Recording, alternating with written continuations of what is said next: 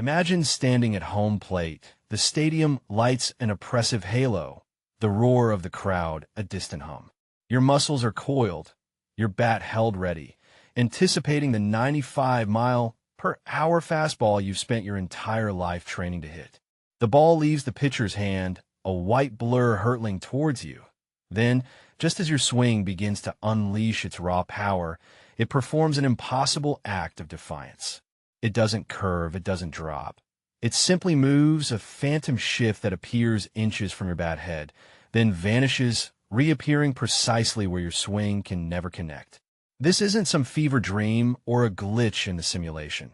This was the nightly terror Corbin Burnes unleashed upon Major League Baseball, a spectral force that left the most elite hitters flailing, their confidence shattered, their careers questioning the very laws of physics. His presence on the mound wasn't just a game. It was an execution, a relentless dismantling of expectations, culminating in a season where no one could touch him, a Cy Young crown forged in the fires of bewildered batters, and an ERA that whispered of otherworldly precision. He ascended not merely as a pitcher, but as an enigma, a maestro conducting a symphony of futility for anyone foolish enough to step into the batter's box against him. How could one man achieve such consistent, brutal mastery? What hidden gears turned beneath the surface of his calm demeanor, propelling pitches that seemed to defy the very fabric of reality? His dominance wasn't just statistical.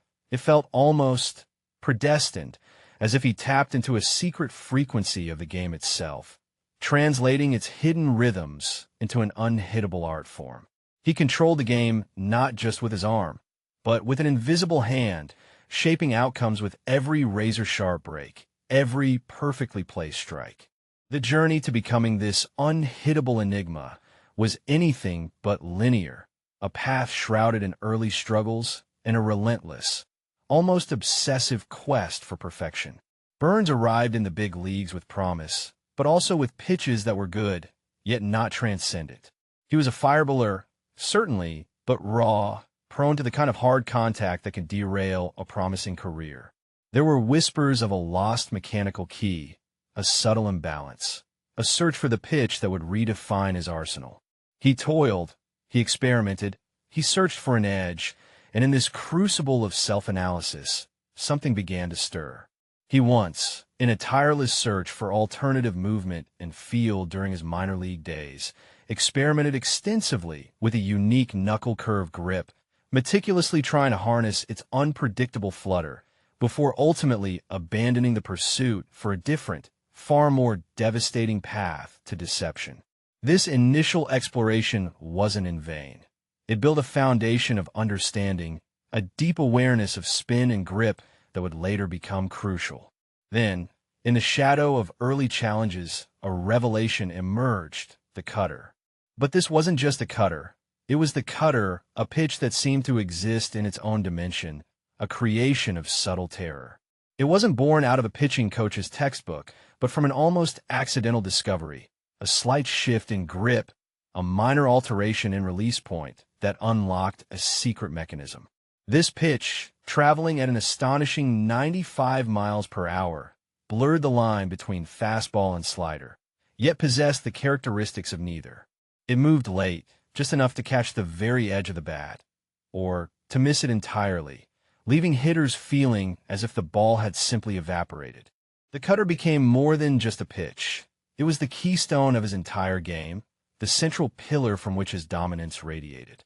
Its genius lay in its deception, its ability to tunnel with his four-seam fastball appearing identical out of his hand. For mere milliseconds, the hitter sees what looks like a scorching fastball, an opportunity to unleash their power. But then, an unseen force intervenes. The ball veers, not dramatically, but with a subtle, sudden dart, just enough to defy the barrel of the bat. It was like trying to catch smoke or grasp at a shadow. Hitters, conditioned to react to subtle spin and velocity cues, found themselves utterly helpless, their muscle memory betrayed by the late, precise movement. The cutter wasn't about overpowering velocity alone. It was about the illusion of velocity combined with a surgical strike. It rendered even the most disciplined hitters indecisive, forcing them to commit to a fastball that wasn't, or to hold back on a pitch that might have been. This created a profound psychological advantage, an unyielding mental pressure that mounted with every swinging strike, every bewildered stare back at the dugout.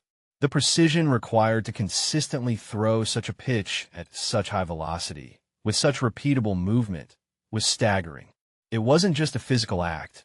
It was an intellectual one, a constant chess match played out at 95 miles per hour, where Burnes seemed to always be 3 moves ahead.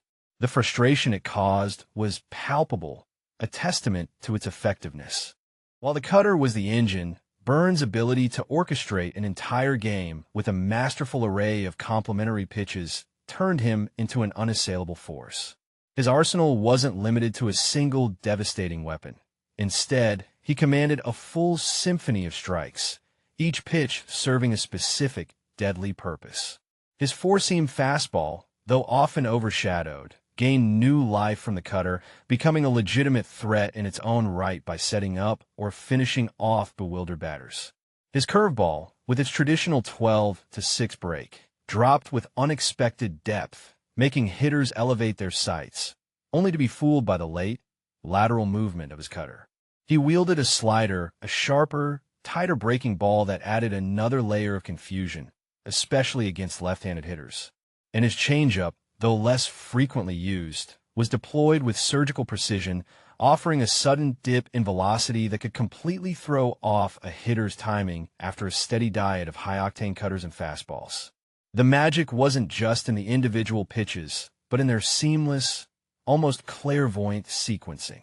Burnes possessed an innate ability to read hitters, to understand their weaknesses, and to exploit them with a perfectly timed counterpunch. He'd establish the cutter early, then expand the zone with the fastball before dropping in a curveball to steal a strike. He could double up on the cutter, then surprise with a changeup, or vice versa. This chess-like strategy was meticulously planned, yet executed with an improvisational brilliance that left opponents perpetually off balance. His strikeout-to-walk ratio wasn't just impressive, it was historically significant, a testament to both his pinpoint command and his unwavering belief in his ability to get ahead and stay ahead in the count. He didn't just throw pitches.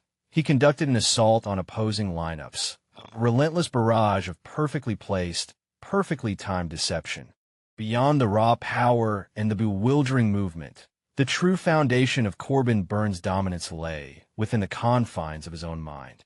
He possessed an ice-cold demeanor on the mound, a stoicism that belied the incredible pressure of pitching at the highest level. This wasn't merely a poker face. It was a deeply ingrained mental fortitude, an ability to remain unflappable regardless of the circumstances. He approached every pitch, every batter, every inning with the meticulous precision of a seasoned surgeon. During his Cy Young winning season, Burnes reportedly kept a detailed, handwritten journal, meticulously tracking not just the outcome of every pitch he threw in bullpens and games, but also his perceived effort and the feel for each individual delivery. This hyper-focused self-analysis allowed him to make micro-adjustments, to fine-tune his mechanics and approach in real time, building an unparalleled database of self-awareness. He wasn't just reacting to the game. He was actively shaping it, adapting his strategy pitch by pitch, inning by inning. His preparation was legendary, involving countless hours of film study, dissecting opposing lineups, identifying tendencies, and planning his attack with almost scientific rigor. He understood that pitching was as much a mental battle as it was a physical one, and he consistently won the mental game before the ball ever left his hand. This psychological edge allowed him to maintain composure in high-leverage situations, to execute his pitches with unwavering conviction, even when the pressure was at its absolute peak. It was this rare combination of physical talent, an unhittable arsenal, and an unshakable mental resolve that elevated him from a promising pitcher to an undisputed ace, a true master of his craft, capable of controlling the narrative of any game he entered. The culmination of Burnes' relentless experimentation, his mental fortitude, and the surgical precision of his cutter led to a meteoric, almost unbelievable ascent to elite status. The 2020 season, shortened and unusual, offered a glimpse of what was to come, as his numbers began to hint at something special.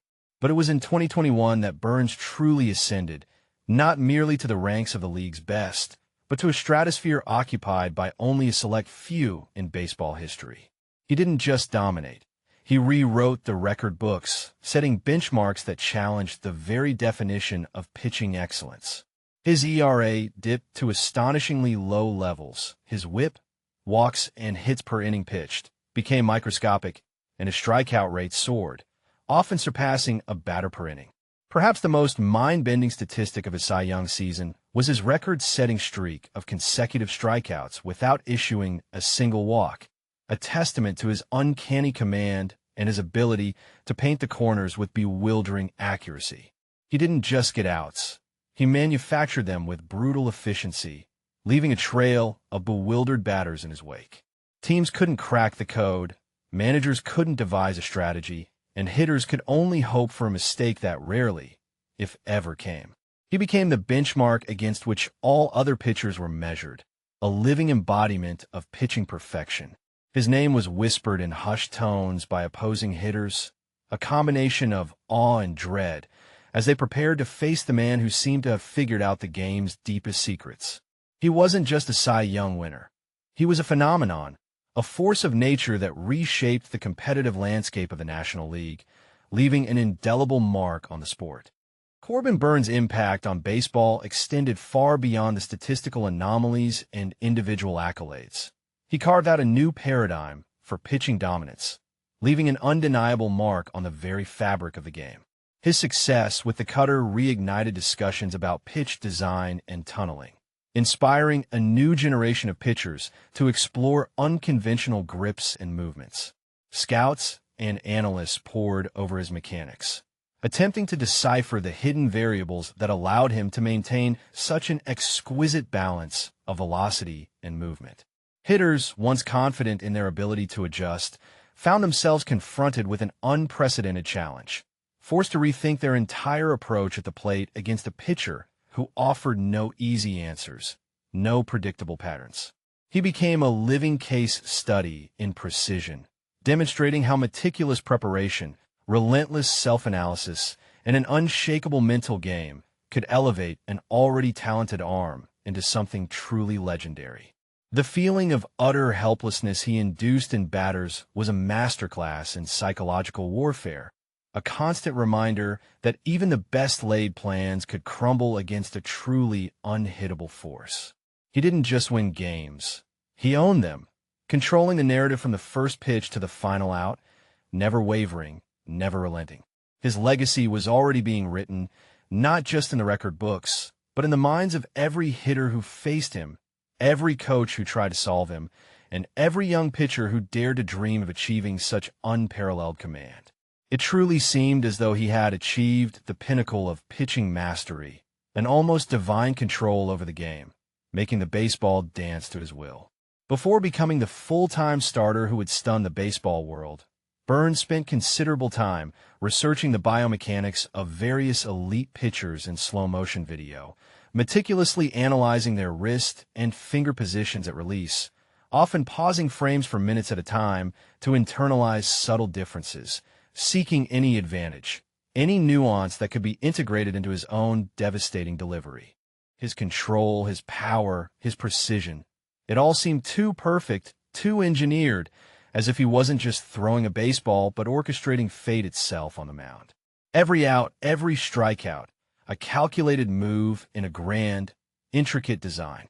The mystery deepened with every pitch, every dominant outing, leaving everyone to wonder.